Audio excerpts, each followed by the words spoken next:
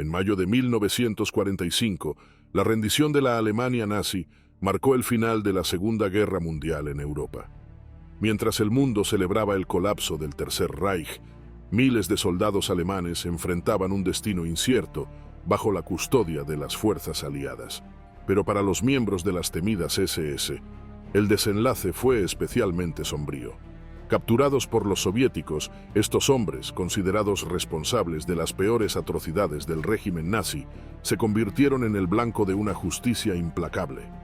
Los soldados capturados fueron enviados a los gulags, campos de trabajo forzado donde el hambre, el frío y las jornadas extenuantes definían su día a día. Otros enfrentaron juicios sumarios que terminaban en ejecuciones inmediatas.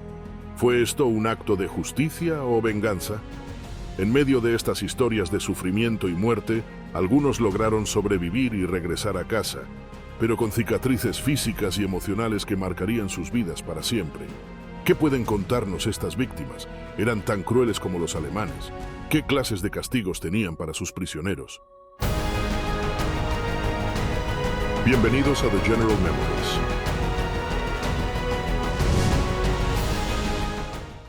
El ocaso del Reich. La rendición de la SS. En la primavera de 1945, mientras el Tercer Reich se desmoronaba bajo el avance de las fuerzas aliadas, miles de soldados alemanes, incluidos miembros de las temidas SS, enfrentaban una cruda realidad. Berlín, el epicentro del régimen nazi, estaba en ruinas, rodeado por el Ejército Rojo. La rendición era inevitable, pero para los hombres de las SS, el futuro prometía ser más oscuro que para cualquier otra unidad alemana. Las SS, la organización militar y política más leal a Adolf Hitler, habían desempeñado un papel central en las atrocidades del régimen nazi. Desde la implementación de la solución final hasta la brutal represión en los territorios ocupados, su reputación era sinónimo de terror. Con el colapso del Reich, los soldados regulares de la Wehrmacht tenían alguna esperanza de trato conforme a las convenciones de guerra, pero los miembros de las SS sabían que sus acciones los convertían en objetivos de una justicia implacable. En los últimos días de la guerra, las fuerzas soviéticas capturaron decenas de miles de prisioneros alemanes en el frente oriental.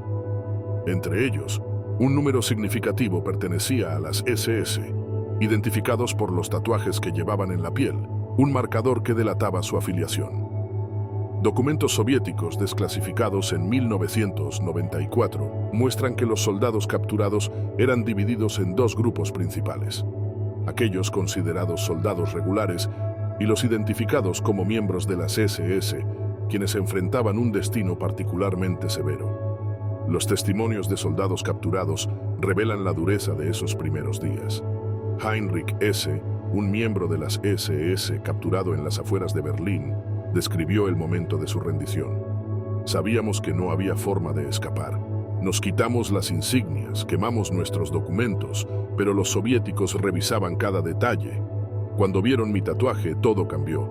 Ya no éramos soldados, éramos criminales. La rendición masiva de las SS se dio en un clima de caos y desesperación.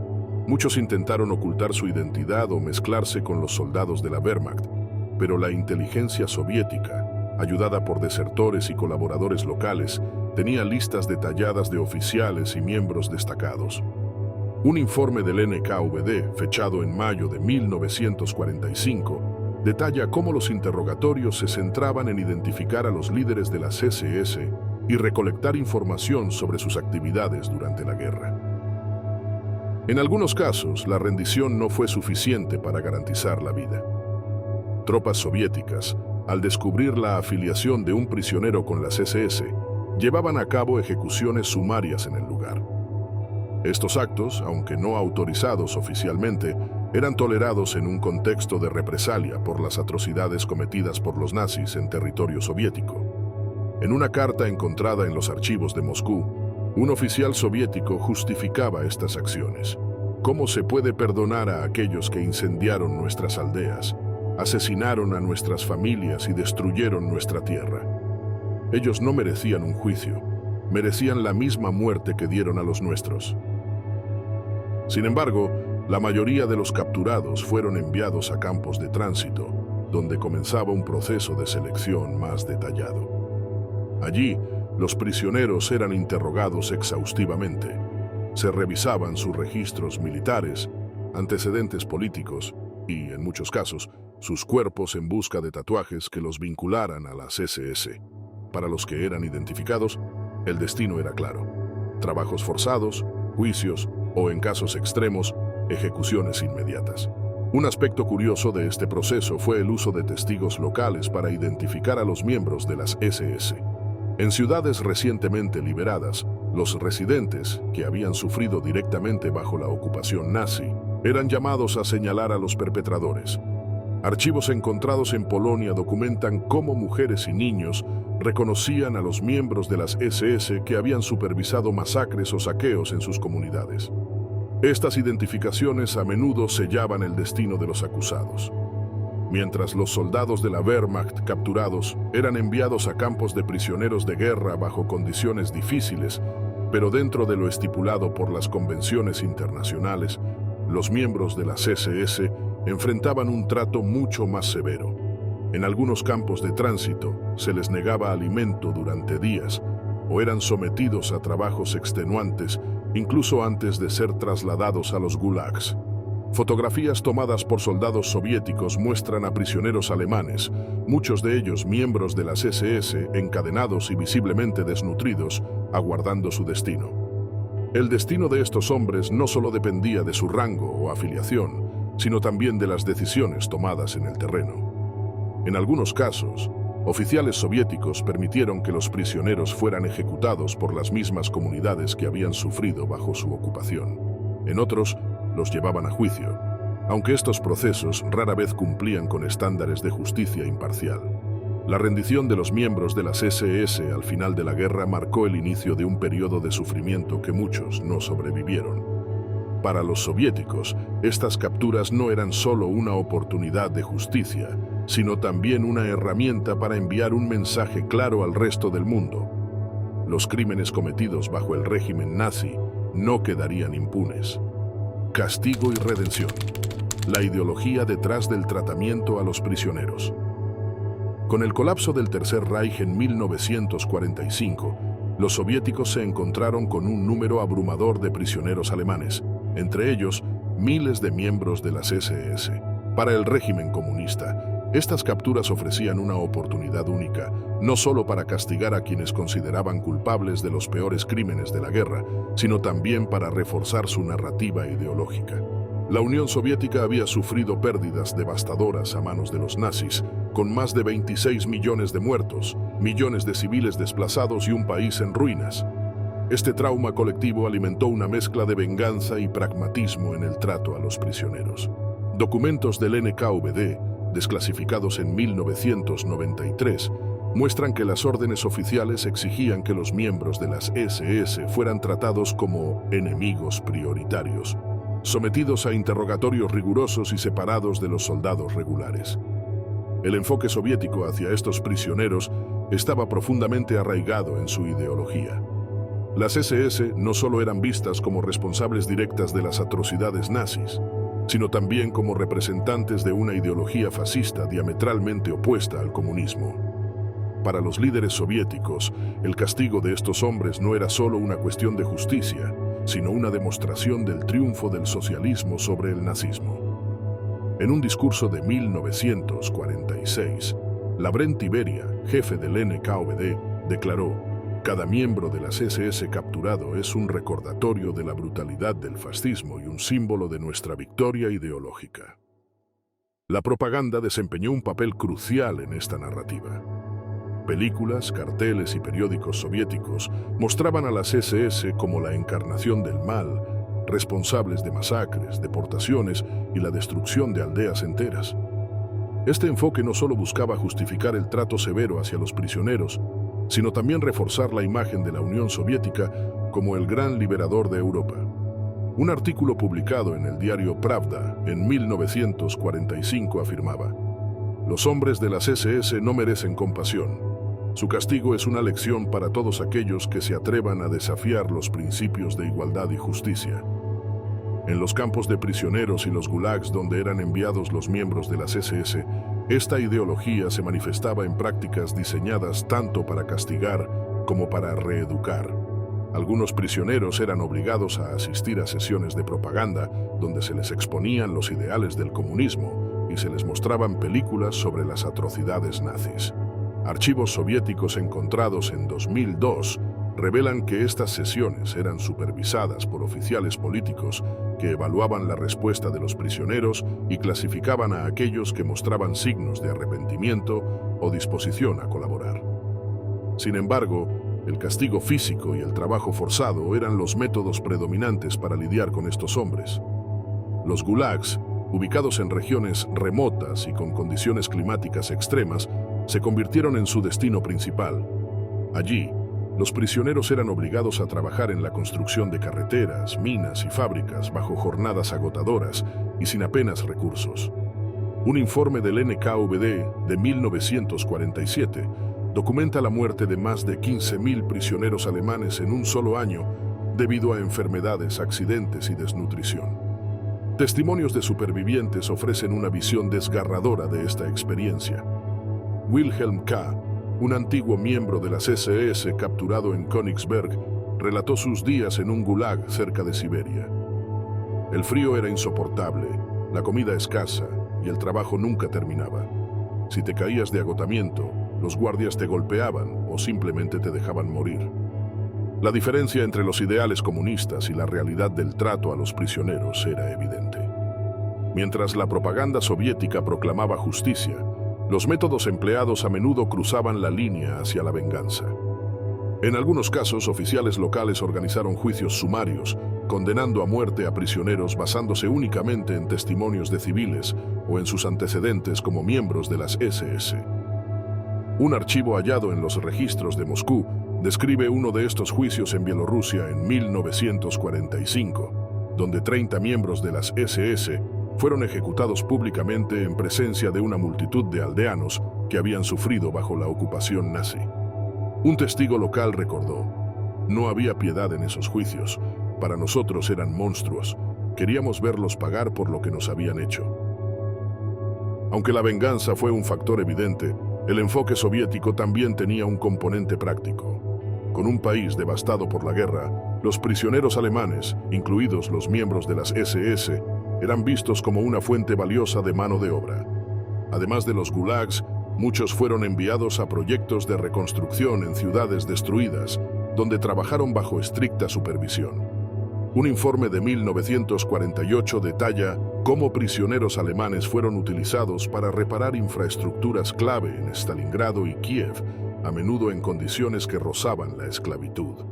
La reeducación, aunque menos frecuente, también desempeñó un papel en el trato a los prisioneros. Algunos miembros de las SS, especialmente los más jóvenes, fueron seleccionados para programas diseñados para inculcarles los valores comunistas. A cambio de mostrar lealtad al régimen soviético, se les ofrecían condiciones menos severas e incluso la oportunidad de reintegrarse a la sociedad como colaboradores. Sin embargo, este tipo de trato era la excepción más que la regla, y la mayoría de los prisioneros vivieron sus años de cautiverio bajo un régimen de brutalidad y explotación. La ideología soviética dictó gran parte del trato hacia los miembros de las SS capturados en 1945. Para las autoridades, estos hombres no eran solo prisioneros de guerra, sino símbolos de una lucha ideológica que trascendía la guerra misma. Sin embargo, la delgada línea entre justicia y venganza quedó constantemente desdibujada, dejando un legado de historias de sufrimiento que reflejan tanto el deseo de castigo como las contradicciones inherentes a un régimen que buscaba justicia mientras recurría a métodos igualmente brutales. ¿Era justicia o una venganza justificada? Vida en los gulags, trabajo forzado y supervivencia. Tras la rendición de Alemania en 1945, los miembros capturados de las SS fueron enviados en grandes números a los gulags soviéticos, un sistema de campos de trabajo forzado que se extendía por vastas regiones de la Unión Soviética. Para estos prisioneros, la experiencia en los gulags se convirtió en una prueba extrema de resistencia física y psicológica. Enfrentaron condiciones brutales diseñadas no solo para castigar, sino también para aprovechar su labor en la reconstrucción de un país devastado por la guerra. La llegada a los gulags era solo el comienzo del calvario. Los prisioneros eran transportados en trenes de carga, a menudo durante semanas, en vagones abarrotados y sin apenas ventilación. Una vez en los campos, se les sometía a un estricto proceso de registro, donde se catalogaban sus datos personales y, en el caso de los miembros de las SS, se les marcaba como prisioneros de máxima vigilancia. Archivos soviéticos desclasificados en 2002 detallan cómo se utilizaban tatuajes y listas previamente recopiladas para identificar a estos hombres, quienes eran separados de otros prisioneros y enviados a campos de alta seguridad en regiones remotas como Siberia y el Ártico. Las condiciones de vida en los gulags eran infrahumanas. Los barracones, construidos a menudo de madera sin aislamiento, ofrecían escasa protección contra los inviernos extremos, donde las temperaturas descendían por debajo de los 40 grados bajo cero. Los prisioneros dormían sobre tablones de madera, compartiendo espacios reducidos con decenas de hombres, y luchaban por mantenerse calientes con mantas raídas y ropa insuficiente. En estas condiciones, enfermedades como la tuberculosis, la disentería y el tifus se propagaban rápidamente, cobrando miles de vidas. El trabajo forzado era el eje central de la vida en los gulags. Los prisioneros eran obligados a realizar tareas extenuantes, desde cortar madera en densos bosques hasta excavar minas o construir infraestructuras en las zonas más inhóspitas del país. Las jornadas comenzaban antes del amanecer y se extendían hasta el anochecer, con pausas mínimas y bajo la constante supervisión de guardias armados. Un informe del NKVD de 1947 describe cómo los miembros de las SS eran asignados a los trabajos más duros y peligrosos como parte de su castigo.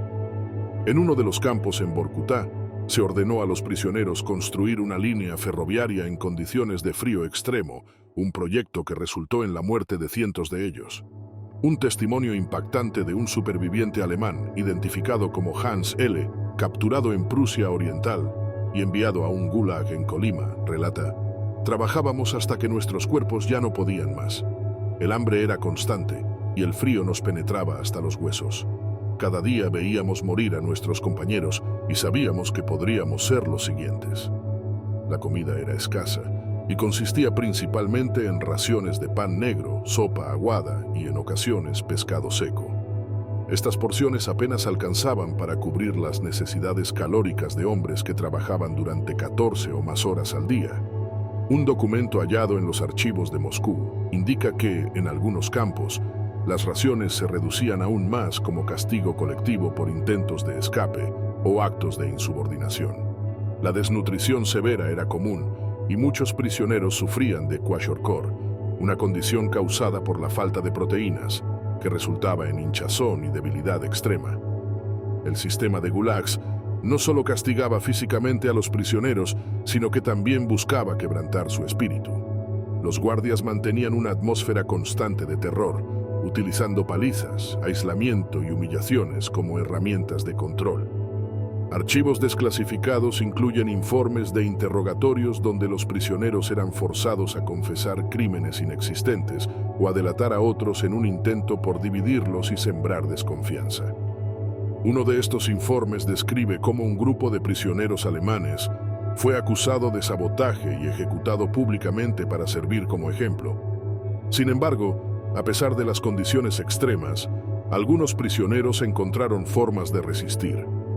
En varios gulags, los prisioneros alemanes, incluidos los miembros de las SS, formaron pequeños grupos clandestinos para apoyarse mutuamente. Compartían alimentos, ropa y consejos sobre cómo sobrevivir en el entorno hostil. Estas redes de apoyo se convirtieron en una fuente vital de esperanza para muchos, aunque no estaban exentas de riesgos. Un guardia soviético, citado en un informe de 1949, escribió: «Estos hombres, incluso en las peores condiciones, encontraban maneras de mantenerse unidos. Era frustrante ver que no se rendían fácilmente». En algunos casos, los prisioneros recurrían a estrategias más arriesgadas para mejorar sus condiciones. Algunos intentaron negociar con los guardias ofreciendo sus habilidades técnicas o conocimientos como moneda de cambio. Otros, menos afortunados, intentaron escapar, aunque la mayoría de estos intentos resultaron en la captura y ejecución inmediata. Archivos de un campo en Siberia documentan al menos 50 intentos de escape entre 1946 y 1950, todos fallidos. Además de los desafíos físicos y emocionales, los prisioneros también enfrentaron el aislamiento cultural y lingüístico. Muchos no hablaban ruso y dependían de otros prisioneros para traducir órdenes y comunicarse con los guardias. Este aislamiento aumentaba su sensación de vulnerabilidad y desesperanza. Sin embargo, algunos intentaron aprender el idioma como una forma de integrarse o, en raras ocasiones, ganarse la simpatía de sus captores. Con el tiempo, las duras condiciones de los gulags y la alta tasa de mortalidad comenzaron a disminuir debido a los cambios políticos tras la muerte de Stalin en 1953. Aunque muchos prisioneros alemanes no sobrevivieron, aquellos que lo hicieron cargaron con el peso de su experiencia durante el resto de sus vidas. Su testimonio se convirtió en una pieza clave para entender el horror de los gulags y el costo humano de la política soviética hacia los prisioneros de guerra. El sistema de gulags reflejó el enfoque soviético hacia la justicia y el castigo, además de que también mostró cómo los prisioneros, incluso en las condiciones más extremas, podían encontrar formas de adaptarse y resistir. Capítulo 4. Justicia a sangre fría. Los juicios y ejecuciones de las SS. La caída del Tercer Reich en 1945 trajo consigo una sed de justicia, especialmente en los territorios devastados por la ocupación nazi. Para los soldados capturados de las SS, esta justicia a menudo se materializó en forma de juicios sumarios y ejecuciones inmediatas. Los soviéticos, que habían sufrido enormemente bajo la ocupación alemana, no solo buscaron castigar a los responsables de los crímenes de guerra, sino también enviar un mensaje claro al mundo sobre las consecuencias de las atrocidades cometidas. Para ellos, los alemanes eran más que vistos como enemigos, era más allá, eran vistos como auténticos criminales. Tras la captura, los miembros de las SS fueron separados de otros prisioneros y sometidos a interrogatorios intensivos por el NKVD. Documentos soviéticos desclasificados en 1997 revelan que estos interrogatorios no solo buscaban recopilar información sobre operaciones nazis, sino también identificar a los responsables de crímenes específicos en los territorios ocupados. Los oficiales de las SS eran especialmente buscados, y sus nombres aparecían en listas compiladas a partir de testimonios de testigos y archivos confiscados. En muchos casos, los juicios no cumplían con los estándares internacionales de justicia. Estos procesos, llevados a cabo en aldeas y ciudades recién liberadas, eran rápidos y brutales. Un informe del NKVD de 1945 detalla cómo los prisioneros eran presentados ante tribunales improvisados, a menudo en plazas públicas o edificios gubernamentales dañados por la guerra. Los testigos, muchos de ellos civiles que habían sufrido bajo la ocupación, proporcionaban relatos desgarradores de los crímenes cometidos por los acusados. Un sobreviviente de Bielorrusia relató cómo identificó al oficial de las SS que supervisó la ejecución de su familia. Lo miré a los ojos y le dije su nombre. No intentó negarlo, sabía que no había escapatoria. Las sentencias eran casi siempre las mismas, pena de muerte.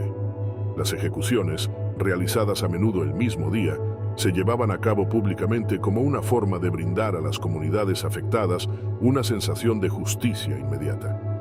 Archivos encontrados en Polonia documentan una ejecución masiva en la ciudad de Minsk, donde más de 50 miembros de las SS fueron fusilados frente a una multitud de cientos de personas.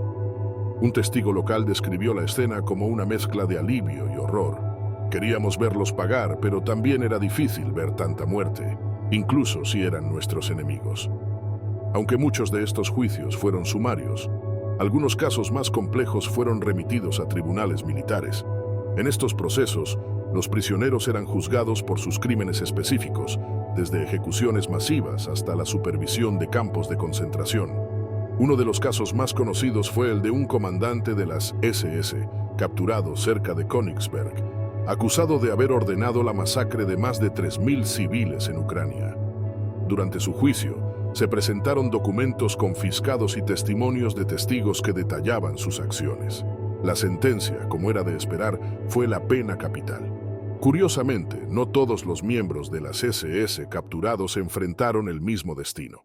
Algunos, especialmente aquellos que cooperaron con los soviéticos o proporcionaron información valiosa, evitaron la ejecución. Archivos del NKVD mencionan casos de oficiales de las SS que ofrecieron detalles sobre movimientos de tropas nazis, escondites de suministros e incluso información sobre proyectos secretos a cambio de clemencia. Sin embargo, esta cooperación no siempre garantizaba su seguridad, ya que muchos de ellos fueron enviados posteriormente a los gulags, donde enfrentaron condiciones igualmente brutales. Además de los juicios formales, los soviéticos emplearon métodos extrajudiciales para tratar con los miembros de las SS. En varias ocasiones, los prisioneros fueron ejecutados en masa sin juicio, especialmente en regiones donde las atrocidades nazis habían dejado una marca profunda. Un archivo encontrado en Ucrania detalla cómo un grupo de 30 prisioneros de las SS fue fusilado en represalia por la destrucción de un pueblo cercano durante la ocupación. Estos actos, aunque no oficiales, eran tolerados por las autoridades locales como una forma de satisfacer las demandas de justicia de la población. El uso de la tortura también fue un componente recurrente durante los interrogatorios. Aunque los soviéticos justificaban estas prácticas como necesarias para obtener confesiones, los relatos de los prisioneros revelan un panorama sombrío. Un informe de 1946 describe cómo se utilizaban métodos como golpes, privación del sueño y exposición al frío extremo para quebrantar a los prisioneros. Un exmiembro de las SS, capturado en Prusia Oriental, relató años después cómo fue sometido a constantes interrogatorios bajo tortura. No sabían exactamente qué había hecho, pero querían que confesara algo. Después de días sin comida ni descanso, firmé lo que me pidieron. La propaganda también jugó un papel importante en estos juicios y ejecuciones. Los soviéticos documentaron meticulosamente los procesos y las sentencias, utilizando fotografías y películas para mostrar al mundo cómo se estaba haciendo justicia. Estas imágenes, publicadas en periódicos y proyectadas en cines, mostraban a los acusados encadenados, enfrentando a los testigos y finalmente siendo ejecutados. Este enfoque no solo reforzaba la narrativa de victoria soviética, sino que también servía como advertencia para cualquier posible enemigo. A pesar de la severidad del trato hacia los miembros de las SS, los juicios y ejecuciones realizados por los soviéticos han sido objeto de debate histórico. Si bien muchos de estos hombres eran responsables de crímenes de guerra atroces, las condiciones en las que se llevaron a cabo los juicios y las ejecuciones sumarias plantean preguntas sobre los límites de la justicia en tiempos de guerra. El trato a los prisioneros de las SS bajo custodia soviética se convirtió en un símbolo de la brutalidad de la posguerra. Para muchos, estos hombres representaban lo peor del régimen nazi, y su destino reflejaba tanto el deseo de justicia como la profundidad del dolor dejado por la guerra. En los juicios y ejecuciones de las SS, el mundo fue testigo de un capítulo donde justicia y venganza se entrelazaron de forma inseparable, dejando una huella imborrable en la historia de la Segunda Guerra Mundial. Entre la muerte y el olvido, la alta tasa de mortalidad en los campos, la captura de miles de prisioneros alemanes, incluidos los miembros de las SS, representó un desafío logístico para la Unión Soviética en los años posteriores a la Segunda Guerra Mundial. Estos hombres fueron enviados a los gulags, donde enfrentaron condiciones que resultaron mortales para un gran número de ellos. La tasa de mortalidad en los campos soviéticos alcanzó cifras alarmantes, alimentada por el hambre, las enfermedades, el trabajo extenuante y el trato brutal que recibían. Este capítulo aborda las razones detrás de estas muertes y las experiencias de los prisioneros que lograron sobrevivir. Los gulags, ubicados en regiones remotas y a menudo inhóspitas, se diseñaron tanto para castigar como para aprovechar la mano de obra de los prisioneros. Para los miembros de las SS, estas condiciones eran aún más extremas, ya que se les asignaban tareas particularmente peligrosas y se les negaban las mínimas concesiones que otros prisioneros podían recibir. Documentos del NKVD de 1946 muestran que los miembros de las SS eran considerados prioritarios en términos de vigilancia y castigo, ya que se les percibía como el núcleo ideológico del enemigo derrotado. El hambre fue uno de los principales factores detrás de la alta mortalidad en los campos. Las raciones de comida eran mínimas y no cumplían con los requerimientos calóricos necesarios para las jornadas de trabajo forzado. Los prisioneros sobrevivían con pan negro, sopa de col aguada y en ocasiones pescado seco. Una carta interceptada de un prisionero alemán en Vorkutá describía la desesperación que sentían. La comida no basta ni para un niño, nos debilitamos cada día y algunos simplemente no se levantan de sus camas. Morimos de hambre lenta y silenciosamente. Las enfermedades eran otro gran enemigo. La tuberculosis, el tifus y la disentería se propagaban rápidamente en los barracones abarrotados y mal ventilados. Los prisioneros que enfermaban rara vez recibían atención médica adecuada y muchos eran dejados a su suerte. Archivos desclasificados en Moscú revelan que, en algunos campos, las tasas de mortalidad por enfermedad superaban el 30% en un solo año.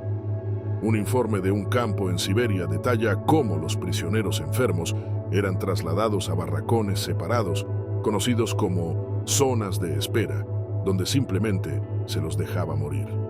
El trabajo forzado también contribuyó significativamente a las muertes.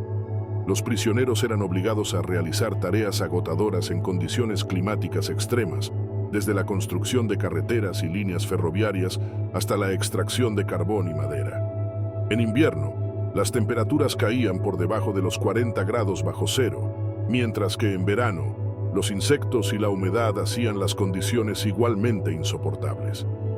En los archivos de los gulags de Colima, se registraron casos de prisioneros que murieron al colapsar de agotamiento en las minas, sus cuerpos recuperados solo días después. Los intentos de escape, aunque raros debido a las distancias y las condiciones inhóspitas, también contribuyeron a la mortalidad. Los prisioneros que eran capturados tras un intento de fuga enfrentaban ejecuciones inmediatas o castigos extremos. Un guardia soviético de un campo en Siberia recordó cómo los intentos de escape se castigaban como una forma de disuadir a otros. Los que intentaban huir rara vez lograban más de unos pocos kilómetros. Los encontrábamos congelados, hambrientos o asesinados por animales salvajes. Para los demás, servían como advertencia de que escapar era imposible. La combinación de estos factores creó un ambiente donde la vida era efímera y la muerte constante.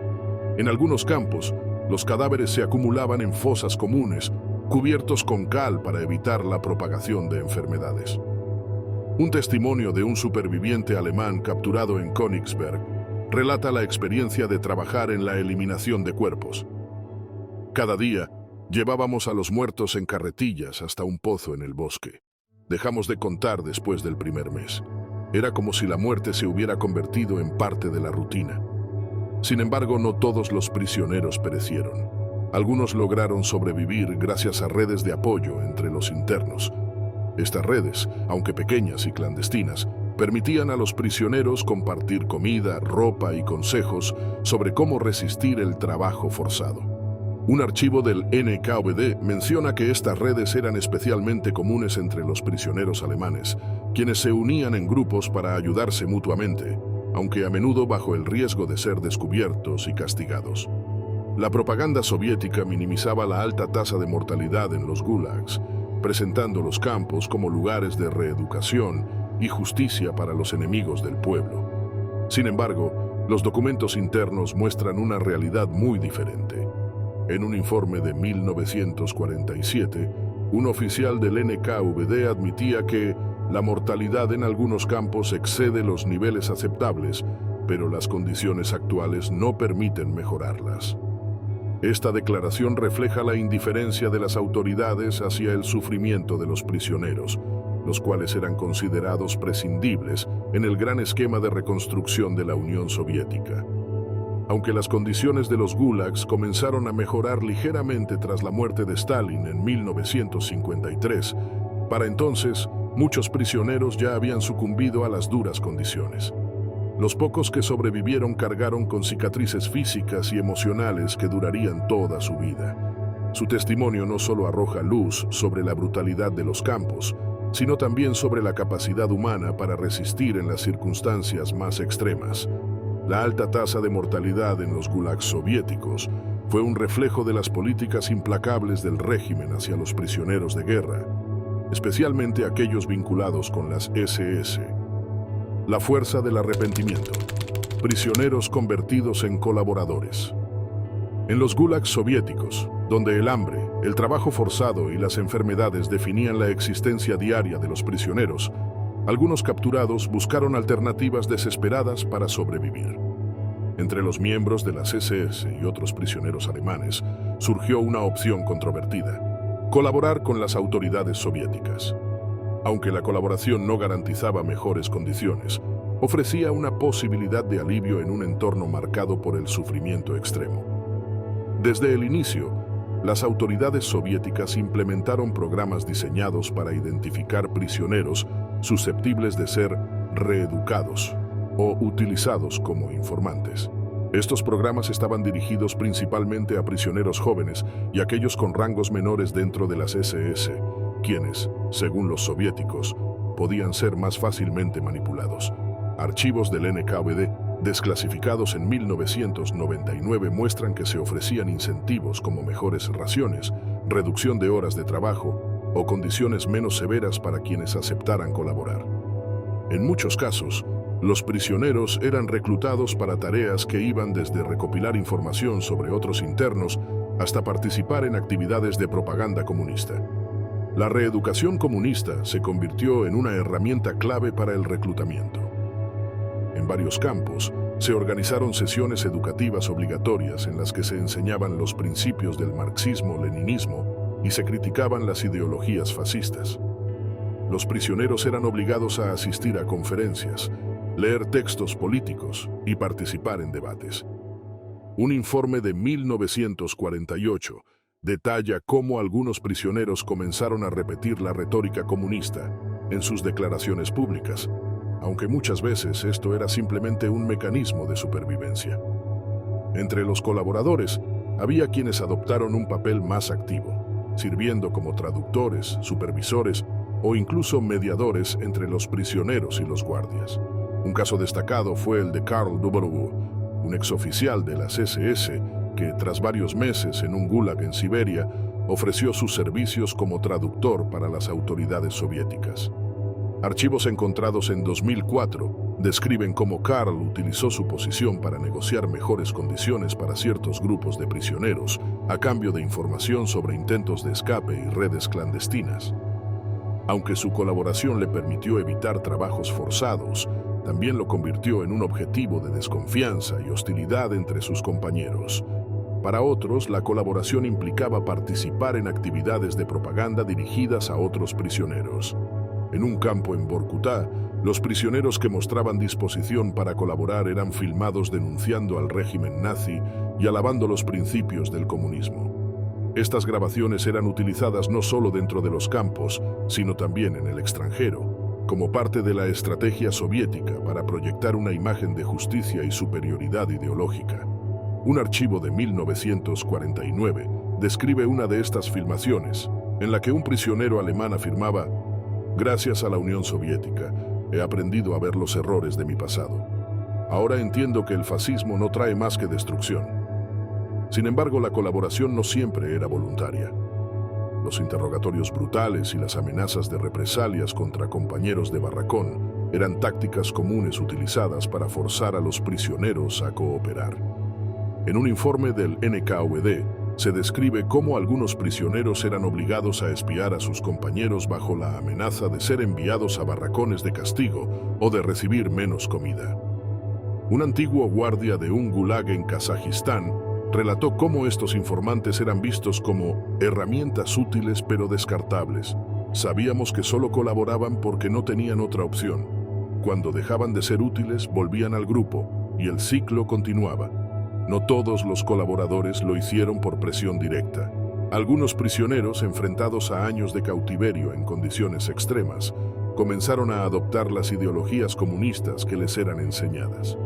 Aunque estos casos eran minoría, los documentos indican que algunos prisioneros realmente creyeron en la narrativa soviética y buscaron demostrar su lealtad. Un archivo de 1950 describe cómo un grupo de prisioneros alemanes formó un comité para promover actividades educativas dentro del campo, incluyendo la organización de clases de ruso y debates sobre literatura socialista. El destino de los colaboradores tras su liberación variaba. Algunos regresaron a Alemania Oriental, donde fueron integrados en la sociedad bajo la supervisión del régimen comunista. Estos hombres a menudo desempeñaron papeles en la administración local, utilizando su experiencia en los gulags como prueba de su compromiso con el sistema socialista. Sin embargo, en Alemania Occidental, los colaboradores enfrentaron un destino diferente. Al ser identificados, muchos fueron rechazados por sus comunidades y etiquetados como traidores. Un informe de 1956 relata cómo un antiguo colaborador fue agredido por sus vecinos tras regresar a su pueblo natal en Baviera. A pesar de los incentivos ofrecidos por los soviéticos, la colaboración también tenía riesgos. Los prisioneros que colaboraban eran a menudo vistos con desconfianza, tanto por las autoridades soviéticas como por sus compañeros de cautiverio.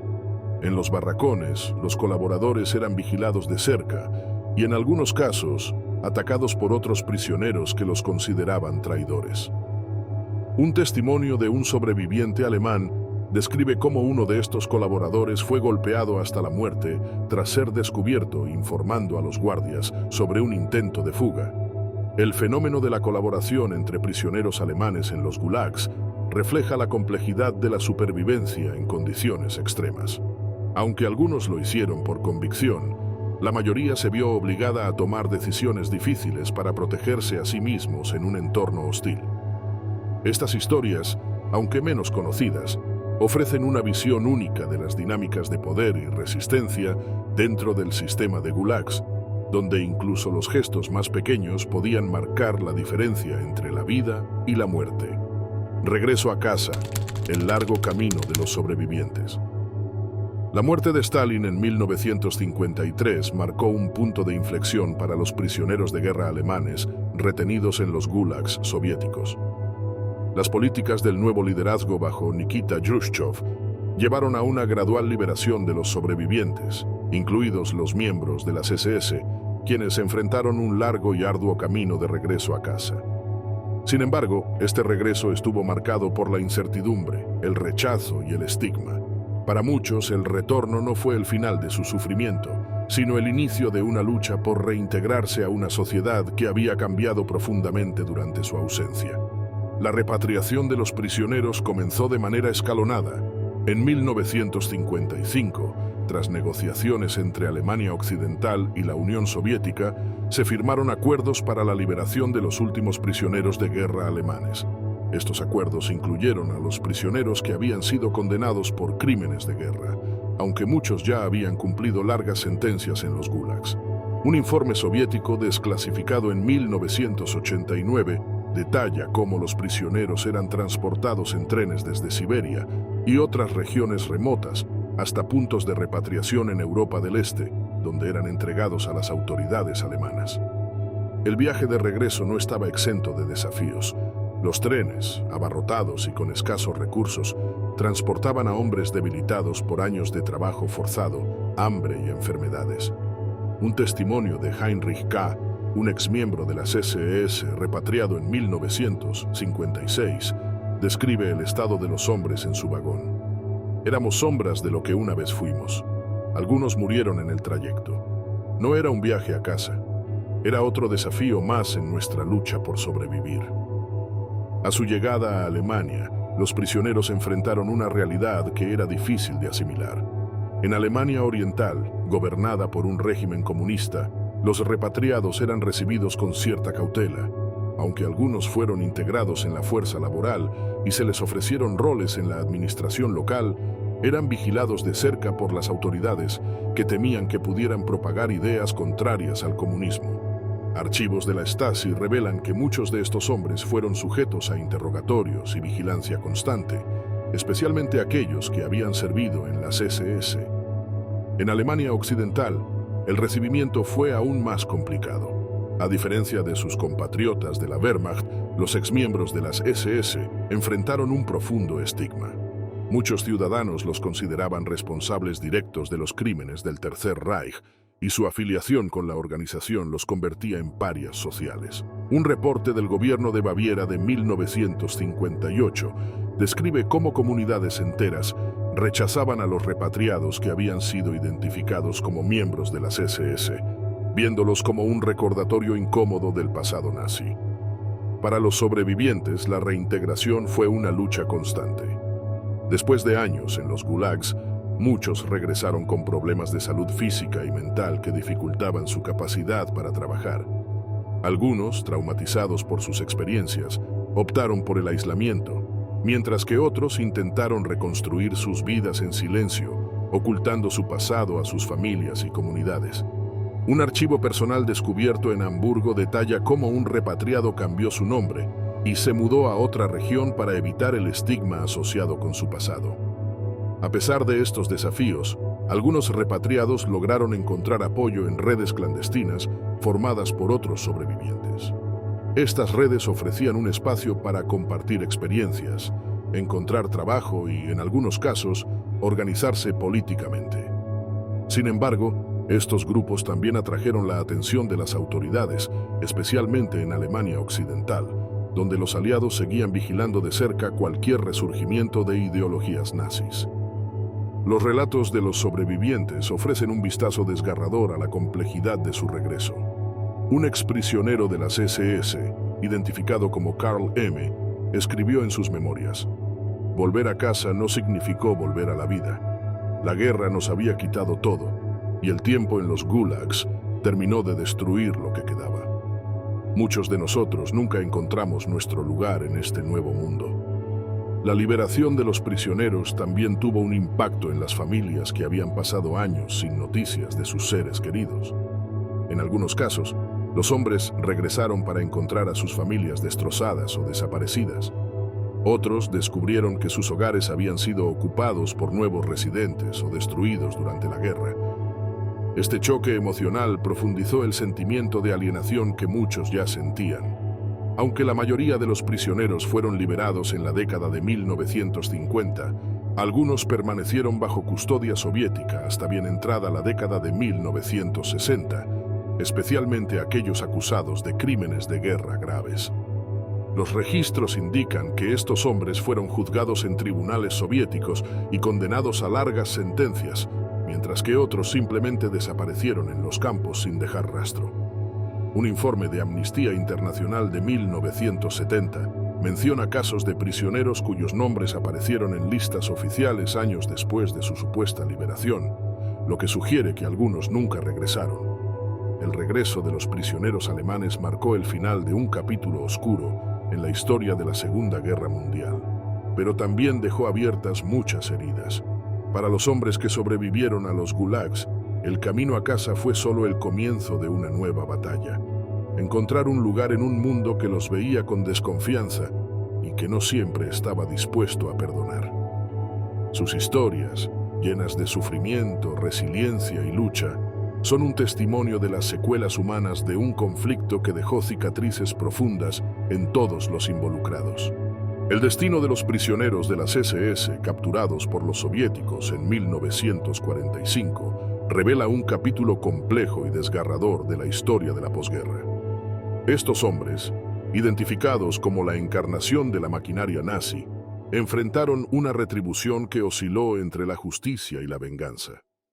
Desde los interrogatorios y juicios sumarios hasta las condiciones inhumanas en los gulags, sus experiencias son un reflejo de la brutalidad de un mundo que buscaba cerrar heridas mientras seguía atrapado en el dolor del conflicto. La Unión Soviética utilizó a estos prisioneros no solo como una fuente de trabajo forzado, sino también como una herramienta de propaganda para consolidar su narrativa ideológica. Sin embargo, las consecuencias humanas de este trato dejaron cicatrices profundas, tanto para los que perecieron como para los que sobrevivieron. Los relatos de hambre, enfermedad, trabajos extenuantes y aislamiento ilustran las dimensiones del sufrimiento en los campos, mientras que las historias de colaboración y resistencia destacan la lucha por preservar la humanidad en las circunstancias más adversas. Al final, el regreso de los sobrevivientes fue una transición llena de desafíos. Rechazados por sus comunidades, Vigilados por las autoridades y marcados por los horrores vividos, muchos enfrentaron un largo camino hacia la reintegración. Sus historias, aunque en gran medida silenciadas, son un recordatorio de las complejas dinámicas de la justicia en tiempos de guerra y las secuelas que persisten mucho después de que los conflictos han terminado. Este capítulo de nuestra historia mundial nos invita a reflexionar sobre el legado de estos eventos, recordándonos que, incluso en medio de la búsqueda de justicia, es vital no perder de vista los principios de humanidad y ética que deben guiar cualquier sociedad.